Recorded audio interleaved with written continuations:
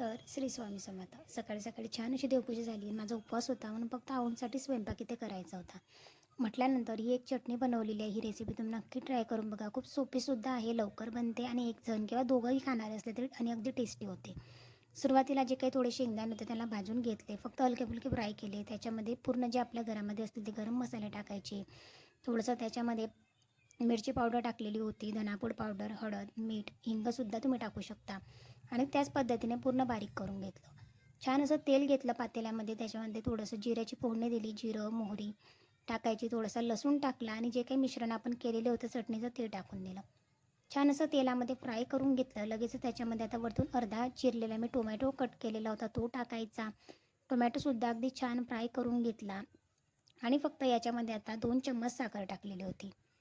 2 चम्मच साखर टाकायची, थोडंसंच पाणी सुरुवातीला टाकायचं आणि मीठ टाकायचं, कारण इतक्याच पाण्यामध्ये छान अशी चटणी शिजून जाते. आणि पूर्ण टोमॅटो जेवढ्या पद्धतीने मॅश होईल किंवा जेवढी कन्सिस्टन्सी आपल्याला हवी असेल त्या पद्धतीने पाणी टाकायचं, कारण जास्त पातळ चटणी करायची नाही. आणि हे पाणी संपल्यानंतर लगेच गॅस बंद करून द्यायचा आणि अगदी टेस्टी अशी चटणी इथे तयार होणार होती. माझा उपवास होता तरीसुद्धा तोंडाला पाणी सुटलेलं होतं आणि आऊंनाही चटणी खूप जास्त आवडते म्हटल्यानंतर मी अधूनमधून करत असते.